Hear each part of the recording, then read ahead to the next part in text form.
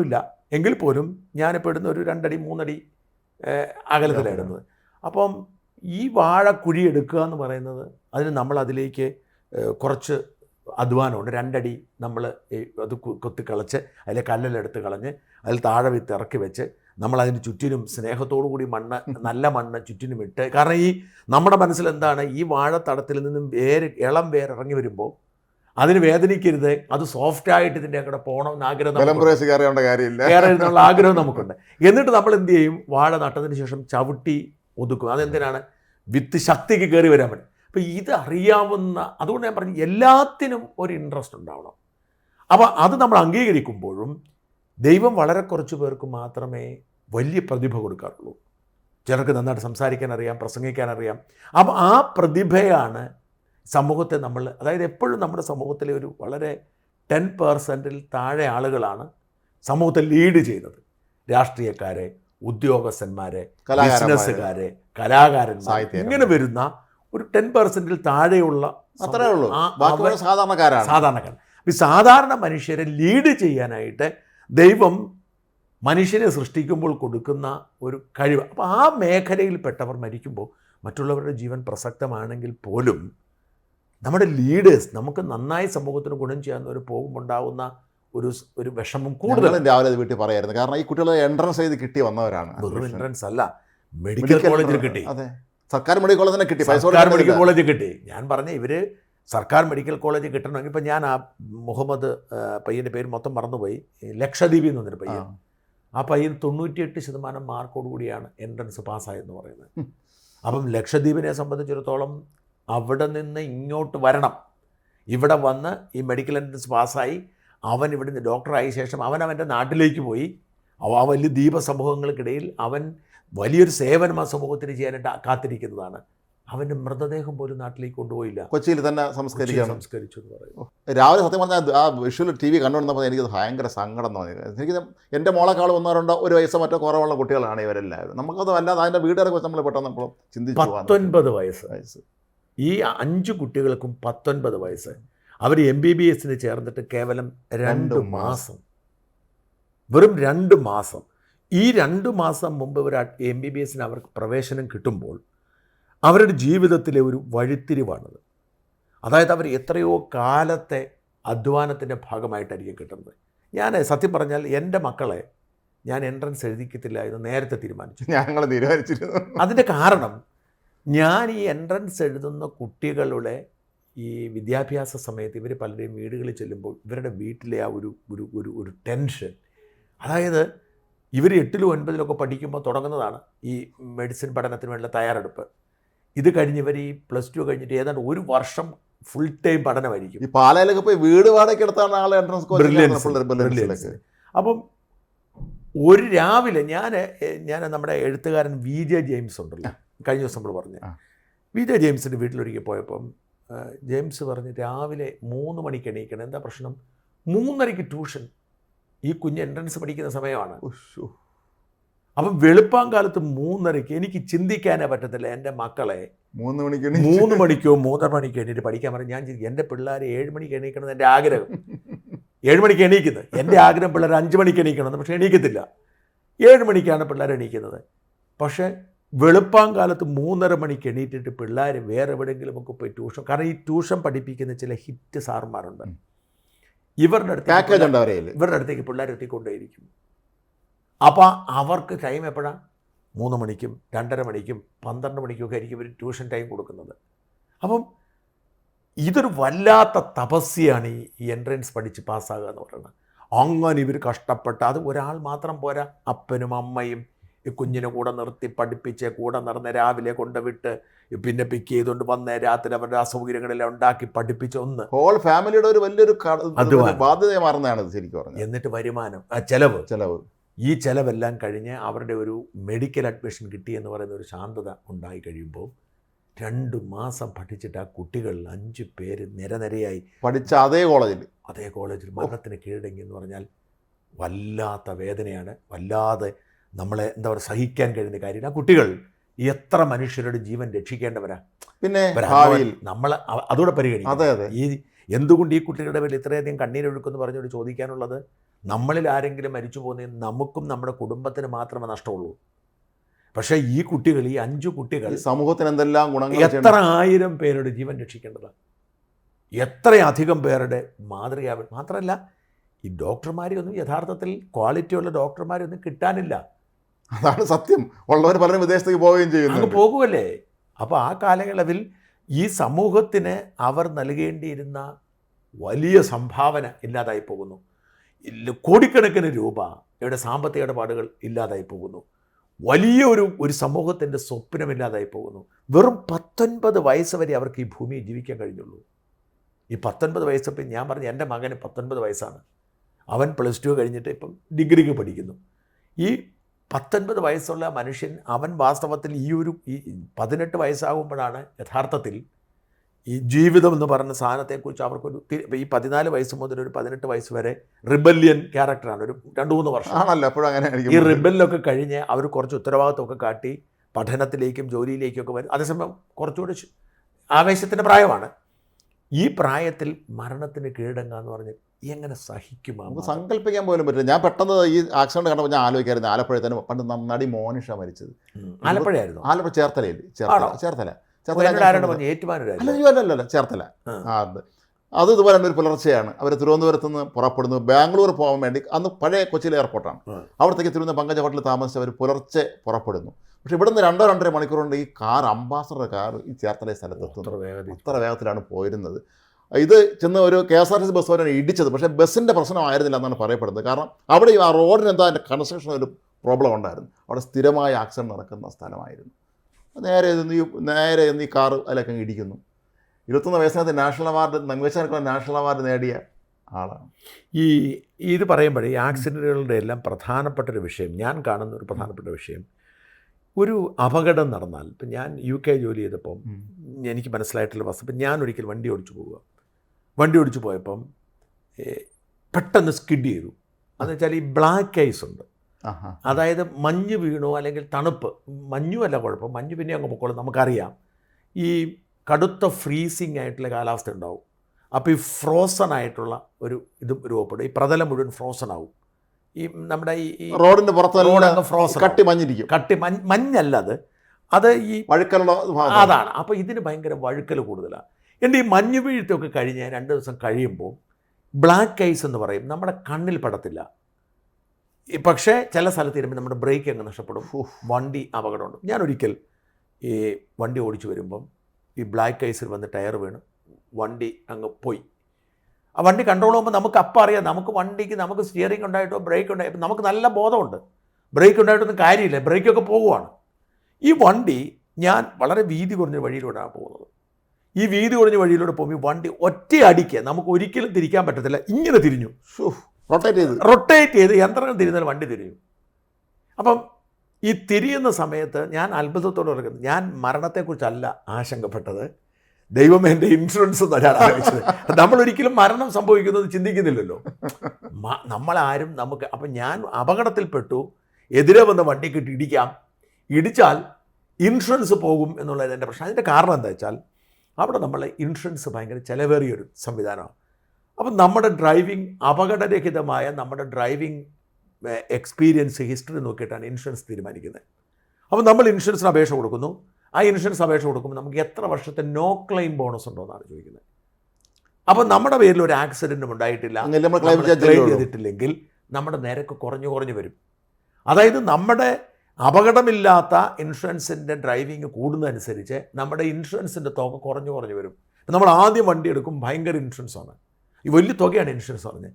അപ്പം എല്ലാവരും എന്താ ചെയ്യുന്നതെന്ന് വെച്ചാൽ പരമാവധി അപകടം ഒഴിവാക്കാൻ ശ്രമിക്കുക, കാരണം നമുക്ക് സാമ്പത്തിക ലാഭമാണ് എന്ന് മാത്രമല്ല അവിടുത്തെ ഒരു പ്രത്യേകത കൂടിയുണ്ട്. ഇപ്പം ഞാൻ രാജ്മോഹനോട് ഞാൻ വണ്ടി ഓടിച്ചു പോകുന്നു. ഇപ്പം എൻ്റെ ഉദാഹരണം പറയാം, ഞാനൊരിക്കൽ ഒരു റൗണ്ട് അബൌട്ട് ചെല്ലുന്നു, നമ്മുടെ റൗണ്ടാന. അപ്പോൾ അവിടുത്തെ ചില കർശന നിയമങ്ങൾ, റൗണ്ടാവനെ ചെല്ലുമ്പോൾ നമ്മൾ വലതുവശത്തേക്ക് മാത്രം നോക്കിയാൽ മതി. വലതുവശത്തുനിന്ന് ആരെങ്കിലും വണ്ടി വരുന്നുണ്ടെങ്കിൽ നമ്മൾ നിർത്തി കൊടുക്കണം, കാരണം എല്ലാവരും വലതുവശത്തേക്കാണ് നോക്കേണ്ടത്, ലെഫ്റ്റ് സൈഡ് ബാധകമല്ല. നമ്മൾ അതേ ഡ്രൈവിംഗ് അല്ല, ഇതേ പാറ്റേൺ ഇവിടെ നമ്മുടെ നാട്ടിൽ അതേ പാറ്റേൺ. അപ്പോൾ റൈറ്റ് സൈഡിലേക്ക് പോകുന്നു, റൈറ്റ് സൈഡ് ക്ലിയർ ആണ്, പോകാം.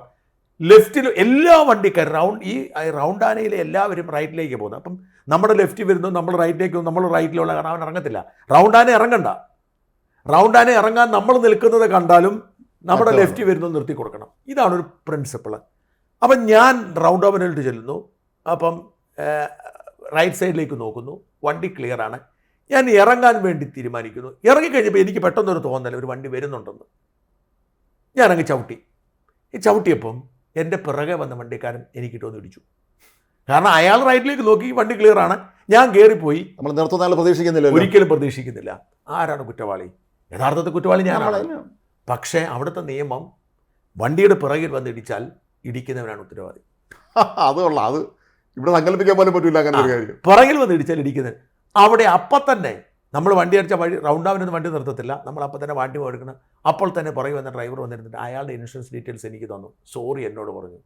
കാരണം നിയമം പറയുന്നത് നിങ്ങളുടെ മുമ്പിൽ പോകുന്ന വണ്ടി ഏത് നിമിഷവും ചവിട്ടാം, നിങ്ങൾ ശ്രദ്ധിച്ചോണം എന്നാണ് നിയമം പറയുന്നത്. കാരണം എൻ്റെ മുമ്പിൽ പട്ടി വന്നൊരു കുട്ടി വന്നു, ഞാൻ ചവിട്ടിയല്ലോ, ആ സഡൻ ബ്രേക്ക് ഇടാൻ എനിക്ക് അനുവാദമുണ്ട്. ഈ പുറകെ നിൽക്കുന്നവൻ ശ്രദ്ധിച്ചോണം, അതിന് ഗ്യാപ്പ് ഇട്ടേ പോകാവുന്നുണ്ട്. ഒരു തർക്കവുമില്ല. ഇറങ്ങിയ ഉടൻ തന്നെ അയാൾ ടെലിഫോൺ നമ്പറും തന്നു, ഇൻഷുറൻസ് ഡീറ്റെയിൽസും തന്നു. ഞാൻ വിളിച്ച് ആരോടാണ് പറയുന്നത്? അപ്പോൾ എൻ്റെ വണ്ടി എടുക്കാൻ വേണ്ടി ഞാൻ എൻ്റെ വണ്ടി ഓടിക്കത്തില്ല. അപ്പോൾ തന്നെ ഇൻഷുറൻസ് കമ്പനി വിളിച്ചു പറയുന്നു. അപ്പോൾ ഇൻഷുറൻസ് കമ്പനിക്കാരൻ എനിക്ക് പകരം വണ്ടി തരുന്നു. ഈ വണ്ടി തരുന്നു, ഈ വണ്ടി കൊണ്ടുപോകുന്നു. എനിക്കൊന്നും അറിയേണ്ട കാര്യമില്ല. ഇൻഷുറൻസ് ആരോടാണ് ഈടാക്കുന്നത്? എന്നെ ഇടിച്ചവനോടാ, അല്ല എൻ്റെ ഇൻഷുറൻസ് അല്ല. എന്നെ ഇടിച്ചവൻ്റെ ഇൻഷുറൻസ് പോയി, എൻ്റെ ഇൻഷുറൻസിനോട് കുഴപ്പമില്ല. നമ്മുടെ നാട്ടിൽ അടിയന്തരമായി വരുത്തേണ്ട ഒരു മാറ്റം അതാണ്. ഇവിടെ ആക്സിഡൻ്റ് ഉണ്ടാകുന്ന പലരും വന്ന് ഇടിച്ചിട്ട് പോകും. കഴിഞ്ഞ ദിവസം എനിക്ക് വേണ്ടപ്പെട്ട ഒരു PSC ജോലി ചെയ്യുന്നതാണ്. PSC ജോലി ചെയ്യുന്ന പെൺകുട്ടിയാണ്. എനിക്ക് വളരെ അടുപ്പമുള്ള നമ്മുടെ ക്രിസ്റ്റ സാറിൻ്റെ ഭാര്യ. ക്രിസ്റ്റൻ്റെ ഭാര്യ അവർ കാർ ഓടിച്ചു പോകുന്നു. ഒരാൾ വന്ന് ഒരു സ്കൂട്ടറുകാരൻ വന്ന് ഇടിച്ചു. പൂർണ്ണമായും അത് സ്കൂട്ടറുകാരൻ്റെ കുഴപ്പമാണ്. അത് അവർ തമ്മിൽ സംസാരിച്ചു പോയി. പിന്നെ ഇവരുടെ വണ്ടിയുടെ പണി ഇവർ കാശ് മുടക്കി ഇൻഷുറൻസ് ചെയ്യണം. അതല്ല, എന്നിട്ട് വൈകുന്നേരം ഇയാൾ മ്യൂസിയം പോലീസ് സ്റ്റേഷൻ കൊണ്ട് പരാതി കൊടുത്തു. അപ്പോൾ ആരോ അയാളെ കൊണ്ട് വിളിച്ച് മ്യൂസിയം പോലീസ് വിളിച്ചിട്ട് ഒരു ആശയം എന്ന് പറഞ്ഞൊരു SI ആണ്. ആരോ വിളിച്ച് അവർ പ്രഷർ ചെയ്തു. എന്നിട്ട് ഇവരെ വിളിച്ച് വരട്ടുന്നു, ബഹളം വെക്കുന്നു. അവസാനം 6000 രൂപ ഇവർക്ക് കൊടുക്കേണ്ടി വന്നു. എന്നെ വിളിച്ചു. ഞാൻ പറഞ്ഞു ഞാൻ പോയി ഇടപെട്ട് അത് കൊളാക്കണ്ട, ചിലപ്പോൾ ഞാനാന്ന് പറഞ്ഞാൽ ചിലപ്പോൾ കൂടുതൽ പൈസ. അപ്പോൾ ഇവർ സർക്കാർ ഉദ്യോഗസ്ഥയാണ്, കാറാണ്. അപ്പോൾ സ്വാഭാവികമായിട്ട് ഒരു സിമ്പതി മറ്റവരോടുണ്ടാവുകയാണ്. അപ്പോൾ ഇനി മാത്രമല്ല, അല്ലെങ്കിൽ പോലും ഈ വണ്ടി നന്നാക്കേണ്ട ബാധ്യത ആർക്കാണ്? ആക്സിഡൻറ്റ് ഉണ്ടാക്കിയ ആളായിരിക്കും, കാരണക്കാരനാണല്ലോ നന്നാക്കണം.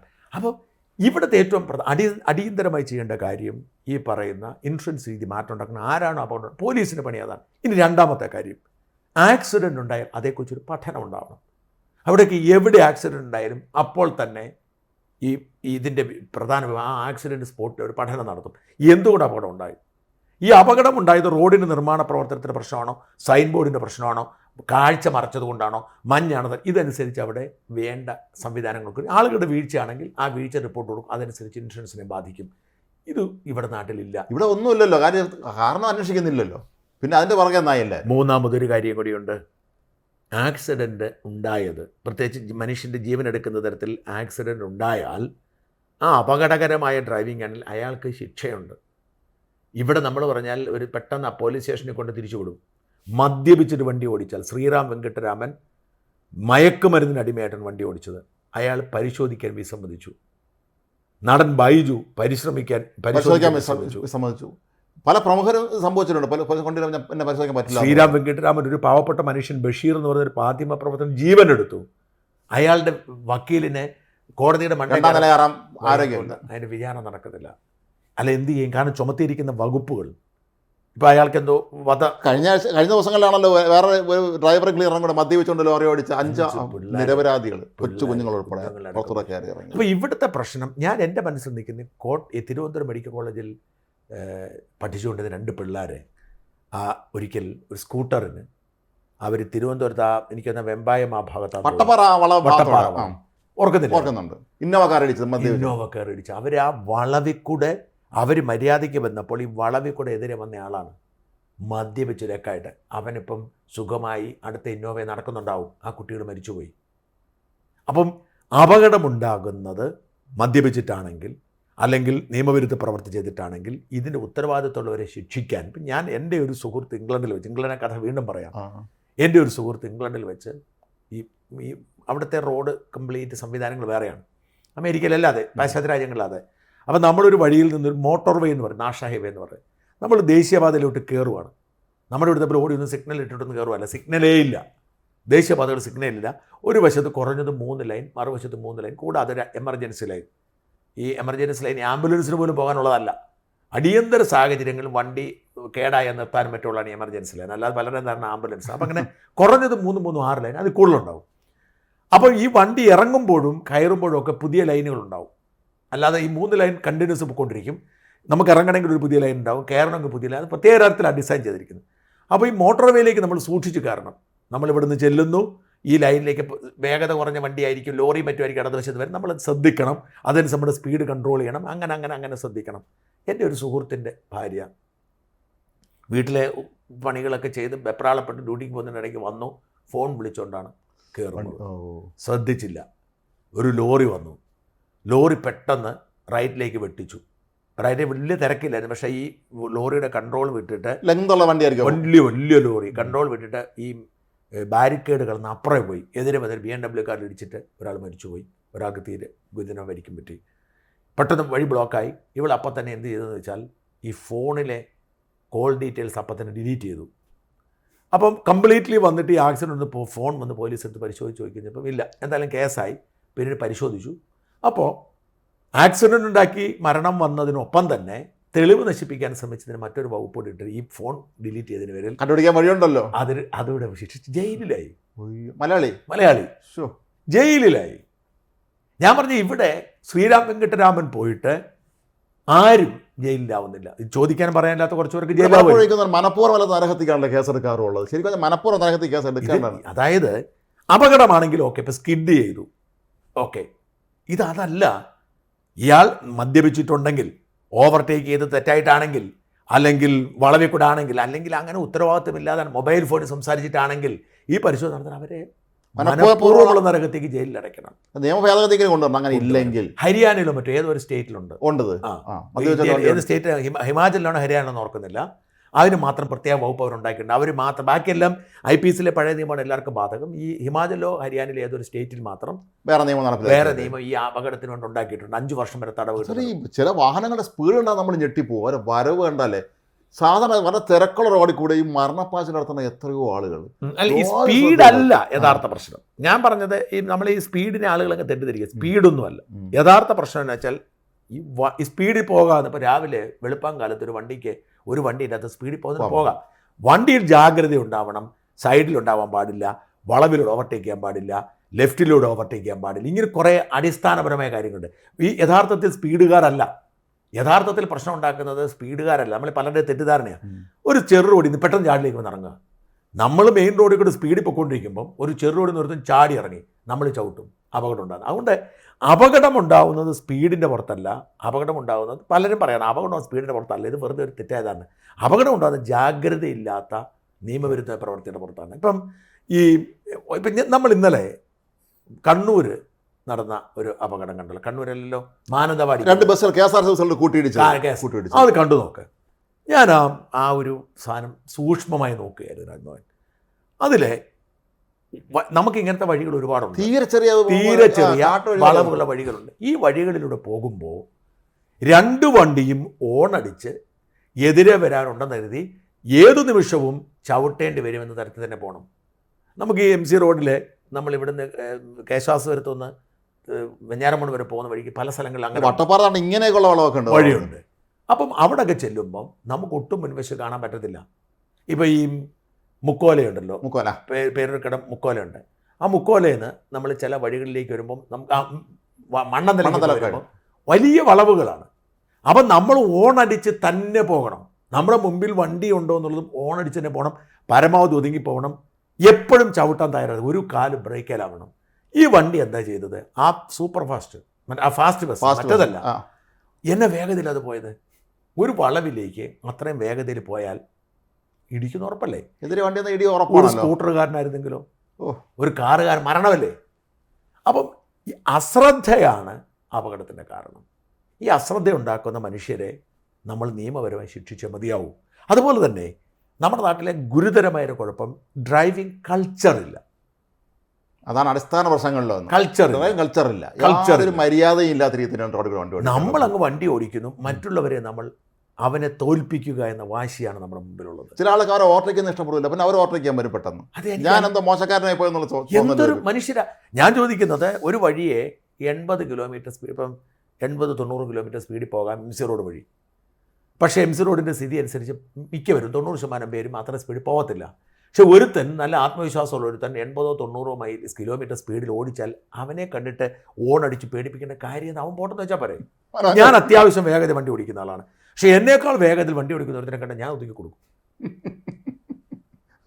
ഒരു കാര്യമില്ലാതെ എന്തിനാണ് അവന് സുരക്ഷിതമായി പോകട്ടെ. കഴിഞ്ഞ ദിവസം ഞാൻ വന്നപ്പം എനിക്ക് വളരെ, ഈ നാട്ടിൽ നിന്ന് വരുമ്പം രാത്രി വരുവാണ് ഞാൻ പറഞ്ഞത്, ഞാൻ അപ്പം ഞാൻ ഏകദേശം അങ്ങ് അടൂർ മുതൽ തിരുവനന്തപുരം വരെ ഒരു മേഴ്സിഡസ്, ഒരു BMW കാരനെ ഫോളോ ചെയ്തു. നല്ല ഡ്രൈവിങ്, അത്യാവശ്യം സ്പീഡ്.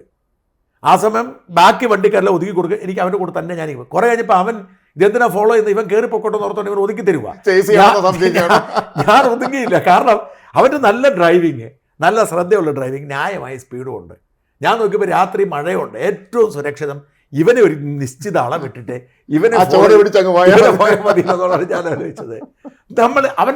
ഞാൻ കയറിപ്പോൾ കൊണ്ടുവന്ന് വെച്ചു, ഞാൻ കയറാൻ തയ്യാറായില്ല. അപ്പോൾ യഥാർത്ഥത്തിലുള്ള പ്രശ്നം മനുഷ്യൻ്റെ ഈഗോയാണ്. ഇപ്പം ഈ തിരുവനന്തപുരത്തെ ഈ കാലത്ത് ഡ്രൈവ് ചെയ്യണം, തിരുവനന്തപുരത്തല്ല, കേരളത്തിലെവിടെയും, പ്രത്യേകിച്ച് ടൗണിൽ ഈ വെളുപ്പാങ്കാലത്തൊരു 6 മണി 7 മണി സമയത്ത് ഡ്രൈവ് ചെയ്യണം. 5:30 6 7 മണി ഈ സമയത്ത് വളരെ കുറച്ച് വണ്ടിയേ ഉള്ളൂ. ഈ സമയത്ത് നമ്മൾ അത്ഭുതപ്പെടുന്നൊരു കാര്യം, അപ്പോഴാണ് ഞാൻ യഥാർത്ഥത്തിൽ ഈ ഡ്രൈവിംഗ് കൾച്ചർ ഇല്ല എന്ന് മനസ്സിലാവുന്നത്. തിരക്ക് കുറച്ച് വണ്ടിയാണ്, നമുക്ക് അത്യാവശ്യം സ്പീഡിൽ പോകാം. ഇപ്പോൾ ഉദാഹരണത്തിന് തിരുവനന്തപുരത്ത് വഴയിൽ നിന്ന് കവടിയാർ വരെ 4 വരി പാതയാണ്, 2 വരിയുണ്ട്. ഒരു വശത്ത് അല്പം വണ്ടികളൊക്കെ പാർക്ക് ചെയ്തിട്ടുണ്ടായിരിക്കും, എങ്കിൽ പോലും ഇടയുണ്ട്, ധാരാളം സ്പേസ്. ഈ സ്കൂട്ടറുകാരടക്കം, സ്ത്രീകളടക്കമുള്ള സ്കൂട്ടറുകാർ, ഓട്ടോറിക്ഷക്കാരടക്കം, ലോറിക്കാരടക്കം റൈറ്റ് സൈഡിലൂടെ പോകൂ. ഞാൻ സമ്മതിക്കത്തില്ല, ഞാൻ പുറകെ ഓണടിക്കും. അപ്പോൾ ഇവർ പരമാവധി റൈറ്റിലേക്ക് ഒതുക്കി തരും. ഒരു സ്കൂട്ടറുകാരി ഞാൻ ഓർക്കുന്നുണ്ട്, പെങ്കൊച്ച്, ഞാൻ ഓണടിച്ചിട്ട് ഇടത്തോട്ട് അവളിങ്ങനെ റൈറ്റ് ഒതുക്കി അവൾ ചവിട്ടിട്ട് എന്നാന്ന് എന്നോട് ചോദിച്ചു. ഞാൻ പറഞ്ഞ് ലെഫ്റ്റിൽ കൂടെ പോകും. അപ്പോൾ എന്നെ തിരിച്ചറിയുന്നത് കൊണ്ട് മാത്രമേ എനിക്ക് പണ്ടാണ് ഞാൻ നിർത്തി ഗ്ലാസ് താത്തിട്ട് ക്ലാസ് എടുക്കുമായിരുന്നു. നിങ്ങൾ ലെഫ്റ്റ് ഹാൻഡ് സൈഡിലാണ്. നമ്മുടെ നാട്ടിലെ ആളുകളുടെ ധാരണ കുറച്ചൊക്കെ ഭേദം ഓട്ടോറിക്ഷക്കാരാണ്. ഓട്ടോറിക്ഷക്കാരെ നമ്മൾ ഓണടിച്ചാൽ അവർ മാറ്റിത്തരും, അവർ കാര്യം പിടികിട്ടും. സ്കൂട്ടറുകാരെ കൊണ്ട് രക്ഷയില്ല. നടറോഡിൽ കൂടെ മാത്രം വണ്ടി ഓടിക്കുന്ന ആളെ എനിക്കറിയാം. അത് സിംഗിൾ വഴി, അതായത് അങ്ങോട്ടും ഇങ്ങോട്ടും സിംഗിൾ വഴി പോകുമ്പോൾ ഞാൻ അത്ഭുതപ്പെട്ടു പോകുന്ന കാര്യം, ഈ ലൈനിൻ്റെ സൈഡ് ചേർന്നേ പോകത്തുള്ളൂ. നമ്മൾ എങ്ങനെ ഓവർടേക്ക് ചെയ്യും? ഈ സ്കൂട്ടറുകാരൻ്റെ ധാരണ നീ ഓവർടേക്ക് ചെയ്യേണ്ട, എൻ്റെ സ്പീഡിൽ പോയാൽ മതി എന്നാണ്. നമുക്ക് എങ്ങനെ ഓവർടേക്ക് ചെയ്യാൻ പറ്റും? കാരണം അത് മാത്രമല്ല, ഈ ഒരു സ്കൂട്ടർ ഓടിച്ചു പോകുമ്പോൾ ഇവൻ ഒതുങ്ങിയാൽ പോകുന്നതെങ്കിൽ എതിരെ ഒരു ബൈക്കോ ചെറിയ വണ്ടിയോ വന്നാലും നമുക്ക് പോകാനുള്ള ഇടയുണ്ട്. പക്ഷെ ഇവൻ റൈറ്റിൽ നമുക്ക് പോകാൻ പറ്റത്തില്ല. എന്നിട്ട് ഓൺ അടിക്കുമ്പം ചില ആളുകൾ ഓവർടേക്ക് ചെയ്യും. അതുപോലെ തന്നെ ഓപ്പോസിറ്റ് വരുന്നവർ, നമ്മൾ ഇവിടെ ഒരു സ്കൂട്ടറുണ്ട്, നമുക്ക് ഇടയുണ്ട്, അതിലെ വരുന്നത് ഒരു ബൈക്കാന്ന് വെച്ചോളൂ. അപ്പം നമുക്ക് കയറി പോകാൻ ഇടയുണ്ട്. അവൻ അപ്പോഴത്തേക്കും കൈ കാണിക്കുന്നു, കാല് കാണിക്കുന്നു, ലൈറ്റ് അടിക്കുന്നു, തെറി വിളിക്കുന്നു, സിക്സാക കാണിക്കുന്നു, ഇങ്ങോട്ട് കയറാൻ നോക്കുന്നു. ഈ പൊട്ടൻ ഓർക്കാതിരിക്കുന്നതെന്ന് വെച്ചാൽ ഈ വണ്ടിയുടെ അറ്റത്തൊന്ന് മുട്ടി അവൻ്റെ ഈ ഡ്രൈവിംഗ് കൾച്ചർ ഇല്ലാത്ത. അതേസമയം വിദേശത്ത് എങ്ങനെയാണെന്നറിയാമോ? ഇപ്പം നിയമം എന്ന് പറയുന്നത് മെയിൻ റോഡിലൂടെ പോവുക എന്നുള്ളതാണ്. അവർക്കാണ് പ്രിഫറൻസ്. ഈ സൈഡ് റോഡിൽ നിന്ന് വരുന്നവർ അവിടെ വെയിറ്റ് ചെയ്ത് കാത്തിരിക്കണം. പക്ഷേ എപ്പോഴെങ്കിലും നിങ്ങൾ സൈഡ് റോഡിൽ നിന്ന് മെയിൻ റോഡിൽ കയറാൻ നിൽക്കുകയാണെന്ന് വെച്ചോളൂ, എത്ര വേഗതയിൽ വന്നാലും നിർത്തിയിട്ട് ലൈറ്റ് അടിച്ച് കാണിച്ച് പൊക്കോളാം. ലൈറ്റ് അടിക്കുന്നത് എന്തിനാണെന്നറിയോ? നിങ്ങൾ കയറിക്കോളാം, നമ്മുടെ ഇവിടെ ലൈറ്റ് അടിക്കും, ഞാൻ കയറുമെന്ന് പറയാനാണ്. അവർ ലൈറ്റ് അടിക്കും, നിർത്തിയിട്ട് പറയും നിങ്ങൾ കയറി. ഇന്നേ വരെ പക്ഷേ ഇടിച്ച് കയറി അവർക്ക് ഇഷ്ടപ്പെടത്തില്ല. നമ്മൾ കൊണ്ട് നിർത്തിയിട്ട് നമ്മൾ റൈറ്റിലേക്ക് നോക്കുക. റൈറ്റുകാരൻ പോയി കഴിഞ്ഞാൽ പറ്റത്തുള്ളൂ, ഒന്ന് ചിരിച്ച് കാണിച്ചേക്കുക. അപ്പം തന്നെ നിർത്തിയിട്ട് ലൈറ്റ് അടി. നമ്മൾ പക്ഷേ കൈ പൊക്കിയെന്ന് ആദരവ് കാണിക്കണം. മര്യാദ. ഈ ഡ്രൈവിംഗ് കൾച്ചർ പഠിപ്പിക്കുക, റൈറ്റ് സൈഡിൽ കൂടെ പോകരുതെന്ന് പഠിപ്പിക്കുക. റൈറ്റ് സൈഡ് എന്ന് പറയുന്നത് വേഗത പോകാൻ ഓർക്കുക. ലെഫ്റ്റ് ഇനി പോട്ടെ, നിങ്ങൾ റൈറ്റിൽ കൂടെ പുറകെ വണ്ടിയില്ല, പൊക്കോട്ടെ. ഞാൻ റൈറ്റ് സൈഡിൽ കൂടെ പോകുമ്പം പിറകിലൊരു വണ്ടി നമ്മളെക്കാൾ വേഗത്തിൽ വന്ന് ലെഫ്റ്റിലേക്ക് മാറ്റി കൊടുത്തോളൂ. ഈ തമിഴ്നാട്ടിലൊക്കെ ഇതിനേക്കാൾ കഷ്ടമാണ്. കാരണം തമിഴ്നാട്ടിൽ റൈറ്റ് സൈഡിൽ കൂടെ ലോറി പോകും. ഞങ്ങൾക്ക് രാത്രി യാത്ര ചെയ്തതുപോലെ കൊടൈക്കനാലിലേക്ക് രാത്രി ഒരു രക്ഷയില്ല, യാതൊരു ട്രാഫിക് മര്യാദയില്ല. പിന്നെ ആകെയുള്ളത് തമിഴ്നാട്ടിലെ ഗുണം ഞാൻ കണ്ടത്, ഈ റൈറ്റ് ഒരു ലെഫ്റ്റിലേക്ക് കയറത്തില്ല നമുക്ക് ഉറപ്പാണ്. ഒരു ലോറിക്കാരൻ റൈറ്റ് പിടിച്ച് പോയാൽ അവൻ അതിലേ പോകും. നമ്മുടെ ഇവിടെ എന്ത് ഉറപ്പുള്ളത്? നമ്മൾ ലെഫ്റ്റിലേക്ക് എടുക്കുമ്പോഴേക്കും ഇവൻ ലെഫ്റ്റിലേക്ക് വരുന്നെങ്കിലും ഇൻഡിക്കേറ്ററില്ല, കൈ സിഗ്നലില്ല, ഒന്നുമില്ല. അവൻ ഇഷ്ടം പോലെ കയറും. നമ്മൾ കേരള രാഷ്ട്രീയത്തിൽ തന്നെ വലിയൊരു മാറ്റം ഉണ്ടാക്കിയ ഒരു കാറപാട് നമ്മൾ പെട്ടെന്ന് ഓർക്കണം. കെ കരുണാകരൻ്റെ കാറപാട് ഇവിടെ പള്ളിപ്പുറത്ത് സ്ഥിരം ബെൻസുകാരിൽ യാത്ര ചെയ്യുന്ന കെ കരുണാകരൻ അന്ന് യാത്ര ചെയ്ത്, അല്ലാതെ സ്റ്റാൻഡേർഡ് 2000 അങ്ങനെ വേറെ മറ്റൊരു കാരണമാണ് അദ്ദേഹം യാത്ര ചെയ്തത്. അന്ന് ആക്സിഡൻറ്റ് സംഭവിക്കുകയും ചെയ്തു. ചാറ്റ മഴയുള്ള സമയമായിരുന്നു. ഈ പിള്ളേരുടെ അപകടം രാജ്മോഹൻ എന്നെ അത്ഭുതപ്പെടുത്തിയത്, മെഡിക്കൽ പഠിക്കുന്ന പിള്ളേരാണ്. അവരൊരു പ്രൈവറ്റ് ഫണ്ട് വാടകയ്ക്ക് എടുത്തു, അതും പഴയ ഒരു ടവേര. ഇപ്പോൾ ടവേര പ്രൊഡക്ഷൻ പോലില്ലെന്ന് തോന്നുന്നു. ഇല്ല ഉണ്ടോയെന്ന് എനിക്കറിയത്തില്ല, കാണാനില്ലൊന്നും. പഴയ ഒരു ടവേര, അതിൻ്റെ അകത്ത് 11 പേര് യാത്ര. 7 പേരാണ് നിയമപരമായിട്ട് യാത്ര ചെയ്യാൻ പറ്റുന്നത്. 9 പേരൊക്കെ നമ്മൾ പോവാറുണ്ട്. 11 പേര് യാത്ര. പിള്ളേർ മെഡിക്കൽ പിള്ളേരെന്ന് ഓർക്കണേ.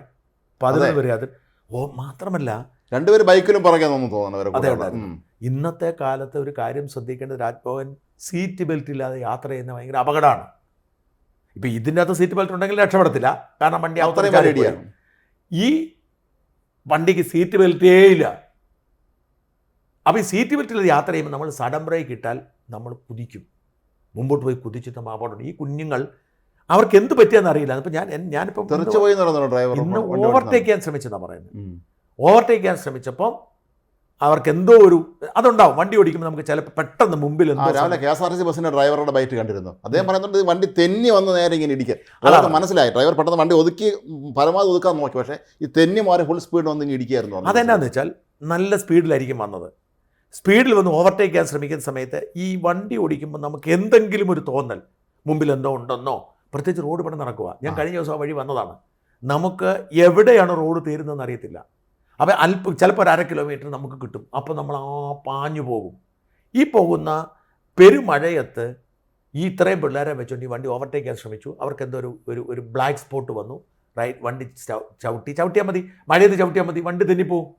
ഈ വണ്ടി തിരിച്ചു കുത്താൻ കാരണം വെച്ചാൽ മഴയത്ത് ചവിട്ടിയതാണ്. അതെ, നമ്മൾ ഈ മഴയോടുകൂടി വണ്ടി ഓടിക്കുമ്പോൾ സഡൻ ബ്രേക്ക് ഇട്ടാൽ, ഇത് പ്രത്യേകിച്ച് പഴയ വണ്ടിയാണ്, 12 കൊല്ലം കൊണ്ട് പഴക്കമുള്ള വണ്ടിയാണ്. പണ്ട് പറഞ്ഞു കേട്ടിട്ടുണ്ട്, ഈ കവടിയാറിൽ നമ്മുടെ വെള്ളമ്പലത്തേക്ക് വരുന്ന വഴിയില്ലേ, ആളൊക്കെ പെട്ടെന്ന് ഒരാളവിടെ നിൽക്കും പോലെ തോന്നുമെന്നും, അങ്ങനെ ബ്രേക്ക് ചെയ്ത് ഒരുപാട് ആക്സിഡൻറ്റ് പറ്റും. ഇതെന്ത് പ്രേതബാധയാണെന്നൊക്കെ പണ്ട് പറഞ്ഞത്. വർഷം ശേഷമാണ് മനസ്സിലാക്കിയെന്ന് അവിടുത്തെ ലൈറ്റിൻ്റെ സ്ട്രീറ്റ് ലൈറ്റിൻ്റെ ലൈറ്റിങ്ങിൻ്റെ പൊസിഷൻ്റെ പ്രശ്നമായിരുന്നു എന്നുള്ളത്. വാഹനത്തിൽ വരുന്ന ഒരാൾ പെട്ടെന്ന് ഒരാൾ നിൽക്കും പോലെ തോന്നുന്നതാണ്. അപ്പോൾ അറിയാതെ പെട്ടെന്ന് ഒരു ബ്രേക്ക് കിട്ടും.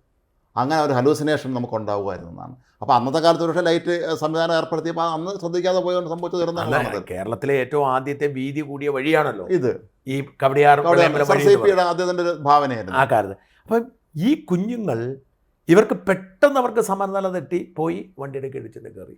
ആ വണ്ടിയുടെ കിഴിച്ച് കയറി അവരുടെ ജീവൻ നഷ്ടപ്പെട്ടു പോയി. അപ്പോൾ എന്നെ അത്ഭുതപ്പെടുത്തുന്നത് നമ്മുടെ ഈ ആ കുഞ്ഞുങ്ങളങ്ങ് പോയി എന്ന് ഓർക്കണം. അവരുടെ മാതാപിതാക്കളൊക്കെ നഷ്ടം. ആ കുട്ടികൾക്ക് എത്ര പേർക്ക് ഡ്രൈവിംഗ് ലൈസൻസും 19 വയസ്സ്. ഇതിനകത്ത് വേറൊരു കാര്യം അതാണ്, നമ്മൾ ഈ ഡ്രൈവിംഗ് പഠിക്കുന്ന ഈ പ്രായമുണ്ടല്ലോ, ഇപ്പം ഞാൻ വീണ്ടും വിദേശത്തേക്ക് പോകാം, ഏറ്റവും വലിയ ഇൻഷുറൻസ് തുക അവിടെയൊക്കെ ഈ യങ്സ്റ്റേഴ്സിന് പ്രായം കൂടുന്നതനുസരിച്ച് ഇൻഷുറൻസ് കുറയും. അങ്ങനെയുണ്ട്. പ്രായം കൂടുന്നതനുസരിച്ച് ഇൻഷുറൻസ് കുറയും. കാരണം ഈ 18 വയസ്സിൽ ഡ്രൈവിംഗ് പാസ്സായി വെളി ഇറങ്ങുന്നവന് ആവേശം കൂടുതലാണ്. അപ്പം ഈ കുട്ടികൾ സിനിമ കാണാനായിട്ട് ഇവർ ഇത്രയും പേര് ഒരുമിച്ച് പോകുമ്പോൾ ഇവർക്ക് ആവേശം കൂടുതൽ, ഇവർക്ക് വേഗതയിൽ പോകാൻ തോന്നും. ഈ നമ്മുടെ ഒരു ഫാൾസ് കോൺഫിഡൻസ് പറയും. ഈ മദ്യപിച്ചൊരു വണ്ടി ഓടിക്കുമ്പോൾ സംഭവിക്കുന്ന ഒരു കാര്യം അതാണ്. ഒരു 3 എണ്ണം അടിച്ചാൽ തീർന്നു. ഒരെണ്ണമൊക്കെ അടിച്ചാൽ ഓക്കെയാണ്, ഞാൻ നിയമവിരുദ്ധമാണ് ചെയ്യുന്നത്. പക്ഷെ ഒന്നൊക്കെ അടിച്ചാൽ, പക്ഷെ 3 എണ്ണം അടിച്ചാൽ നമുക്ക് അത്യാവശ്യം തലയ്ക്കായാൽ ഒരു ഫാൾസ് കോൺഫിഡൻസ്, തെറ്റായ ഒരു ആത്മവിശ്വാസം ഉണ്ടാവും, അമിതാത്മവിശ്വാസത്തിനേക്കാൾ കൂടുതൽ. അപ്പം നമുക്കൊരു സ്പീഡ് കിട്ടണമെന്ന് തോന്നും. ഇത് തന്നെയാണ് ഈ പ്രായത്തിലുണ്ടാകുന്നത്. ഈ 18-19 വയസ്സിലെ പിള്ളേരെ സംബന്ധിച്ചിടത്തോളം അവർക്കൊരു ഭയങ്കര കോൺഫിഡൻസ് ഉണ്ടാവും. അവരുടെ ആ റിബല്യൻ മൈൻഡാണ്. അപ്പോൾ അവർക്ക് എല്ലാത്തിനെയും കീഴടക്കാൻ പറ്റും. ഞാനാണ് നല്ല ഡ്രൈവർ എന്ന് തോന്നി. ഈ പ്രായത്തിൽ ഇത്രയും കുട്ടികൾ ഒരുമിച്ച് ഇതിലേക്ക് പോയത് തന്നെ അപകടകരമാണ്. അല്ല, മാത്രമല്ല എനിക്ക് തോന്നുന്നത് ഈ 11 പേരൊക്കെ ഒരു വണ്ടി കയറുമെന്ന് പറയുമ്പോഴേ ചിലപ്പോൾ സിനിമയ്ക്ക് സമയമായി കാണും, ഓരോരുത്തർ റെഡിയാക്കി ഇറങ്ങാൻ ബൈക്ക് കാണും, പിന്നെ എല്ലാവരും കൂടെ 11 പേരെ വണ്ടിയിലേക്ക് കയറ്റി എല്ലാം അറേഞ്ച് ചെയ്തിട്ട് വിട്ടുപോയതായിരിക്കും ചിലപ്പോൾ സിനിമ തുടങ്ങാൻ സമയമായി പോകുന്ന ധാരണയിൽ. ആ വണ്ടി മറ്റൊരു കാര്യം കൂടി, ഇന്നത്തെ എൻ്റെ വീഡിയോയുടെ ഇടയിൽ ഒരു കമൻറ്റ് ഞാൻ കണ്ടു, ടാക്സി ഡ്രൈവറുടെ കമൻറ്റ് ഞാൻ വായിച്ചു. അതിൽ പറഞ്ഞ് ഇതിനകത്ത് പ്രധാനപ്പെട്ട ഒരു കാര്യമുണ്ട്, ടാക്സി ഓടിക്കാൻ ടാക്സിയെ പോകേണ്ടത് ടാക്സിയെ പോകണം. പ്രൈവറ്റ് വണ്ടി ഉണ്ടാക്കിയിരിക്കുന്ന ഈ വണ്ടിയുടെ ഭാരവും അതിൻ്റെ വിസ്തീർണവും ആ കപ്പാസിറ്റിയും ഒക്കെ വണ്ടിയുടെ സുരക്ഷയുമായിട്ട് ബന്ധപ്പെട്ടിരിക്കുന്നതാണ്. 7 പേർക്ക് കയറാവുന്ന ഒരു വണ്ടിയിൽ 11 പേര് കയറിയാൽ വണ്ടിയുടെ കൺട്രോളിനെ ബാധിക്കും. എന്തുകൊണ്ട് അവർ ചോദിച്ചത്, ഈ ടാക്സി ഓടാൻ പെർമിഷനുള്ള വണ്ടി അല്ല, ഈ ടാക്സി ഓടാൻ പെർമിഷനത്തിന് വണ്ടി ടാക്സി കൊടുക്കുന്നതും അപകടമാണ്, ഇത് വാടകയ്ക്ക് കൊടുക്കുന്നതും അപകടമാണ്. അപ്പം ഈ അടിമുടി നിയമവിരുദ്ധമായ പ്രവർത്തികൾ പലതും ഇപ്പോൾ ആ വാഹനം ഓടാൻ പറയുന്നത് അങ്ങനെയല്ല, അവർ ഞങ്ങളത് വണ്ടി എടുത്തോട്ടെ എന്ന് ചോദിച്ചു, അങ്ങനെ സാധ്യതയില്ല. അതെ, അപ്പോൾ അതിന് മാത്രമുള്ള ബന്ധമുണ്ടോ? 2 മാസം അവരോട് താമസിക്കാം, അവിടെ 2 മാസമായിട്ടുള്ളൂ, അപ്പം തന്നെ വണ്ടി എടുത്തോട്ട് ചോദിക്കാൻ മാത്രമുള്ള ആത്മബന്ധമുണ്ട്. അവിടെയും പ്രശ്നമുണ്ട്. ഞാൻ വീണ്ടും വിദേശത്തേക്ക് വരുമ്പോൾ വിദേശത്ത് തോന്നി മന്ത്രിമാരൊക്കെ വിദേശത്ത് പോകുന്നുണ്ടല്ലോ, അവർക്ക് പോയി പഠിച്ചുകൊണ്ട് വരേണ്ടതാണ്. ഞാനിപ്പോൾ ഇംഗ്ലണ്ടിലേക്ക് പോവുകയാണ്, ഞാൻ ഇടയ്ക്കിടയ്ക്ക് ഇംഗ്ലണ്ടിൽ പോകാറുണ്ട്. ഞാൻ ചെയ്യുന്നത് എന്താണെന്ന് വെച്ചാൽ, എനിക്ക് ഇൻഷുറൻസിൻ്റെ ഇൻഷുറൻസ് ലൈസൻസ് ഉണ്ട് എനിക്ക്. ഈ ലൈസൻസ് വെച്ച് എനിക്കൊരു അവരുടെ ഡ്രൈവിംഗ് ഏജൻസി DVLA എന്ന് പറയും, ഡ്രൈവിംഗ് കൺട്രോളിങ് ഏജൻസി, ഇപ്പോൾ DVSA ആണ്. ഈ DVSAയുടെ വെബ്സൈറ്റിൽ പോയിട്ട് എൻ്റെ ഡ്രൈവിങ്ങും കൊടുത്ത് എൻ്റെ പാസ്പോർട്ട് ഡീറ്റെയിൽസും കൊടുത്തു കഴിഞ്ഞാൽ എനിക്കൊരു കോഡ് കിട്ടും. ഈ കോഡ് കൊണ്ടുപോയി കൊടുത്താൽ എനിക്ക് റെൻ്റേ കാർ എടുക്കാം. അപ്പോൾ റെൻ്റേ കാറുകാരൻ എൻ്റെ പേരിൽ ഇൻഷുറൻസ് കൂടി എടുത്താണ് തരുന്നത്. ആ വണ്ടിക്കുണ്ടാകുന്ന, അപ്പം രാജ്മോഹൻ്റെ വണ്ടി ഞാൻ തരുമെന്ന് വെച്ചോളൂ. ഇപ്പം നമ്മുടെ നാട്ടിൽ ഇപ്പോൾ എൻ്റെ വണ്ടി ആർക്ക് കൊടുത്തോണ്ട് പോകാം? ലൈസൻസ് ഇൻഷുറൻസ് നമ്മുടെ പേരിലായിരിക്കും. ഇൻഷുറൻസ്. പക്ഷേ ഇംഗ്ലണ്ടിൽ എങ്ങനെയാണെന്ന് വെച്ചാൽ, ഇംഗ്ലണ്ടിൽ അമേരിക്കയിലൊക്കെ ഇങ്ങനെ ആയിരിക്കും, ആരുടെ വണ്ടി നമ്മൾ എടുത്താലും നമ്മുടെ പേര് ഇൻഷുറൻസ് വേണം. ഇപ്പം ഞാൻ ഇംഗ്ലണ്ടിൽ ചെല്ലുമ്പോൾ എൻ്റെ ഒരു സുഹൃത്തുക്കളുടെ വണ്ടി എടുക്കാറുണ്ട്. ഫ്രാൻസിസ് എന്ന് പറഞ്ഞ എൻ്റെ ഒരു സുഹൃത്തുണ്ട്, അല്ലെ ഷൈനു എന്ന് പറഞ്ഞ നേഴ്സിംഗ് ഹോം നടത്തുന്ന ഒരു ഫ്രണ്ടുണ്ട് എനിക്ക്. അവൾ എനിക്ക് വണ്ടി തരും. അവൾ വണ്ടി തരുമ്പോൾ അവൾ ചെയ്യുന്നതെന്ന് വെച്ചാൽ, അവളുടെ വണ്ടിയിൽ എന്നെ എത്ര കാലമാണ് അത്രയും ദിവസത്തേക്ക് ഇൻഷുറൻസ് ആഡ് ചെയ്യും. അവളുടെ ഇൻഷുറൻസിൻ്റെ കൂടെ എൻ്റെ പേര് കൊടുത്തിട്ട് എന്നെ കൂടെ ആഡ് ചെയ്യും, അതിന് കാശടയ്ക്കും. എന്നിട്ടാണ് ഞാൻ വണ്ടി എടുക്കുന്നത്.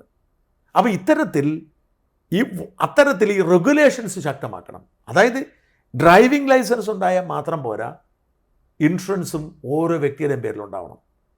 അതുപോലെ വണ്ടിയുടെ സീറ്റ് ബെൽറ്റ് അടക്കമുള്ള സൗകര്യങ്ങൾ ഉറപ്പാക്കണം, വണ്ടിയുടെ കപ്പാസിറ്റി, ഇതൊക്കെ പോലീസ് ചെയ്യേണ്ട പണിയാണ്. മാത്രമല്ല നമ്മൾ ഒരു കാര്യം ശ്രദ്ധിക്കേണ്ടത്, നമ്മൾ KSRTC ബസ്സിലെ ഡ്രൈവർമാർക്ക് ഇപ്പോഴും സീറ്റ് ബെൽറ്റ് ഇല്ലെന്നാണ് തോന്നുന്നത്. പല ബസ്സിലും സീറ്റ് ബെൽറ്റ് അവിടെ തുറന്ന് കിടക്കുന്നതാണ്, ആരും ഉപയോഗിക്കുന്നത് ഞാൻ കണ്ടിട്ടില്ല പലപ്പോഴും. KSRTC ബസ്സിലെ ഡ്രൈവർമാർക്ക് സീറ്റ് ബെൽറ്റ് എന്ന് പറഞ്ഞാൽ അവർക്ക് വണ്ടിക്ക് ഇൻഷുറൻസ് ഇല്ലല്ലോ. KSRTC വണ്ടിക്ക് ഇൻഷുറൻസ് ഇല്ല. ഏതോ ഒരു പൂളിൽ നിന്ന് കാശ് കൊടുക്കണം, പൂളി കാശ് കാണത്തില്ല, ശമ്പളം കൊടുക്കാൻ കാശില്ലാത്തപ്പോഴല്ലേ പൂളി കാശ്. അല്ല, ഇപ്പം ഇന്ന് ഈ ആക്സിഡന്റ് നടന്ന ബസ്സിലെ ഡ്രൈവറിനെ പറയുന്നുണ്ട്, ഇടി നടന്നു കഴിഞ്ഞപ്പോൾ അദ്ദേഹം സീറ്റിൽ നിന്ന് ഉയർന്നു എന്ന് അദ്ദേഹം തന്നെ പറയുന്നത്. അപ്പം സീറ്റ് ബെൽറ്റ് ഇല്ല. അപ്പം നിയമം നടപ്പിലാക്കുക. ഇവിടെ ട്രാഫിക് പോലീസ് എന്ന സംവിധാനമുണ്ട്. ഈ ട്രാഫിക് പോലീസുകാർ എന്താ ചെയ്യുന്നത്? ഗതാഗതം നിയന്ത്രിക്കുക ചെയ്യുന്നത്. യഥാർത്ഥത്തിൽ ഗതാഗതം നിയന്ത്രിക്കേണ്ടത് ആരാന്നറിയോ? ട്രാഫിക് ലൈറ്റാണ്. ഈ ട്രാഫിക് ലൈറ്റിൻ്റെ പണിയല്ല അത്. ട്രാഫിക് പോലീസുകാർ ചെയ്യേണ്ടത് ട്രാഫിക് എൻഫോഴ്സ്മെൻ്റ് ആണ്. ട്രാഫിക് നിയമങ്ങൾ പാലിക്കുന്നുണ്ടെന്ന് ഞാൻ ഉറപ്പാക്കും. പലപ്പോഴും ഒരു മഴ പെയ്ത് കഴിഞ്ഞാൽ ഈ പട്ടം ജംഗ്ഷനിൽ പോലും ട്രാഫിക് ലൈറ്റ് ഇല്ല. പോലീസുകാർ അങ്ങോട്ടും ഇങ്ങോട്ടും മഴ പെയ്യുന്നുണ്ടൊന്നും അല്ല, നമ്മുടെ പിണങ്ങാറാണ്ടി പോകുന്നതുകൊണ്ടാണ്. പിണങ്ങാറാണ്ടി പോവാണ് ഇവിടം പോലെ അങ്ങ് വരെ. ഓ, അങ്ങനെയുണ്ട്. അപ്പം എല്ലാ ട്രാഫിക് ലൈറ്റും ഓഫ് ആക്കും. അതുകൊണ്ടാണ് ഞാൻ പലതവണ കണ്ടിട്ടുണ്ട്. കംപ്ലീറ്റ് ട്രാഫിക് ലൈറ്റ് ഓഫ് ആക്കി സംവിധാനം ഒരുക്കി കൊടുക്കും. അതാണ് സുഖമായ വഴിയൊരുക്കുന്നതാണത്. അതാണ് ചെയ്യുന്നത്. അല്ലാത്തൊരു ഉണ്ട് കേട്ടോ. ഞാനിപ്പോൾ നമ്മൾ ഈ പല മുഹമ്മദ് റിയാസ് പോലും ഈ വലിയ സുരക്ഷയോ സംവിധാനമൊന്നും ഇല്ലാതെ ട്രാഫിക് കിടന്നു പോകുന്നത് ഞാൻ കണ്ടിട്ടുണ്ട്. അപ്പോൾ എന്തായാലും ഈ കുട്ടികളുടെ മരണം വല്ലാത്തൊരു ദുരന്തമാണ്. ഇത്തരം അപകടങ്ങൾ ഇല്ലാതായാൽ ഈ ഭാവി സംരക്ഷിക്കണമെന്നുണ്ടെങ്കിൽ നമുക്ക് വേണ്ടത് ഏറ്റവും പ്രധാനപ്പെട്ടത് നിയമങ്ങൾ കർശനമായി പാലിക്കണം. ഈ നിയമം പരിശോധിക്കാൻ വരുമ്പോൾ നമ്മൾ സഹകരിക്കാത്തതിന് പ്രശ്നമുണ്ട്. പലപ്പോഴും ഉണ്ടല്ലോ, അവനെ ചീത്ത വിളിക്കാന്നുള്ള പലരുടെയും പരിപാടി. അത് മാറുക, നിയമങ്ങൾ പരിശോധിക്കുക. പിന്നെ വേറൊരു കാര്യം, പിരിക്കാൻ വേണ്ടി ഈ പരിശോധന നടത്തേണ്ട കുഴപ്പമുണ്ട്. സർക്കാരിന് പൈസ ഇല്ല, ശമ്പളം കൊടുക്കാൻ കാശില്ല, ശരി പിരിച്ചോളാൻ പറയും. പിരിക്കുന്ന ആരെയാ? പാവപ്പെട്ട ഹെൽമെറ്റ് ഇല്ലാത്ത ബൈക്കുകാരെ മൊത്തം പിടിക്കുന്നത്. അപ്പം ഇതിനൊക്കെ, അതായത് ഒരുത്തം നിയമപരമായിട്ട് വണ്ടി ഓടിക്കുന്നെങ്കിൽ അവനെ ഉപദ്രവിക്കരുത്, എന്തെങ്കിലും കാര്യം പറഞ്ഞിട്ട് പിഴ ഈടാക്കും. ഇത്തരത്തിലുള്ള രീതി ഒഴിവാക്കണം. എന്തായാലും ആ പാവപ്പെട്ട കുട്ടിയുടെ മരണം ഈ വളരെ പ്രമുഖരായ മെഡിക്കൽ വിദ്യാർത്ഥികളുടെ 19 വയസ്സിൽ അവർക്ക് ഈ ലോകത്ത് ജീവിക്കാനുള്ള അവകാശം നഷ്ടപ്പെട്ടു പോയിരിക്കുന്നു. അവരെങ്ങോട്ടോ പോയിരിക്കുന്നു. മരണത്തിന് ശേഷം എന്ത് സംഭവിക്കും നമുക്ക് ആർക്കും അറിയില്ല. നമ്മളൊക്കെ ഓരോ മതത്തിൻ്റെ വിശ്വാസത്തിൻ്റെ അടിത്തറയിൽ നമ്മൾ ഇങ്ങനെ സംഭവിക്കുന്നു പറഞ്ഞു, പക്ഷെ നമുക്കറിയില്ല. ആ കുഞ്ഞുങ്ങൾക്ക് ഈ ലോകത്തിൻ്റെ മനോഹാരിത, ഈ സൗന്ദര്യം, ഈ വൈചിത്ര്യമൊക്കെ ആസ്വദിക്കാനും ഈ ലോകത്തിന് ഒരുപാട് പേർക്ക് സംഭാവന ചെയ്യാൻ സാധിച്ചില്ല. ആ മാതാപിതാക്കൾ അവർ അനാഥരായിരിക്കുന്നു. അവർ ജീവിതം ഈ 19 വർഷം അവരെ സംരക്ഷിച്ച് വളർത്തി. അതിലൊരു കുട്ടിക്ക് ഒറ്റ മകനാന്ന് പറയുന്നത്. ആ 19 വർഷം പൊന്നുപോലെ വളർത്തിയെടുത്ത് ആ അമ്മയുടെ വേദന ആലോചിച്ച് നോക്കിയാൽ, ഒറ്റ മകനെ അവർക്ക് വേണ്ടിയിട്ട് അവരുടെ ജീവിതത്തിലെ 19 വർഷം ആ മകന് വേണ്ടിയിട്ട് അവർ ജീവിതത്തിൽ മാറ്റി വെച്ചിട്ട് ആ മകൻ അങ്ങ് പോയി എന്ന് പറഞ്ഞാൽ അവരെങ്ങനെ സഹിക്കും അത്? അപ്പോൾ അതെല്ലാം നഷ്ടപ്പെട്ടിരിക്കുന്നു. ഇതൊരു പാഠമാവണം. ഇതിൽ നിന്നും നമ്മൾ പഠിക്കണം ഒരുപാട് കാര്യങ്ങൾ. ഡ്രൈവിംഗ് എപ്പോഴും നമ്മുടെ നേതാക്കന്മാർ അല്ലെങ്കിൽ മന്ത്രിമാർ പറയും, ഇനി ഇത്തരം സംഭവങ്ങൾ ആവർത്തിക്കാതിരിക്കാൻ ശ്രദ്ധിക്കുക. അതൊരിക്കലും സംഭവിക്കത്തില്ല. എന്തായാലും ഉത്തരവാദിത്വത്തോടുകൂടി തിരുത്താനുള്ള ഒരു കാരണമായി മാറണമെന്ന് അപേക്ഷിക്കുന്നു. നന്ദി.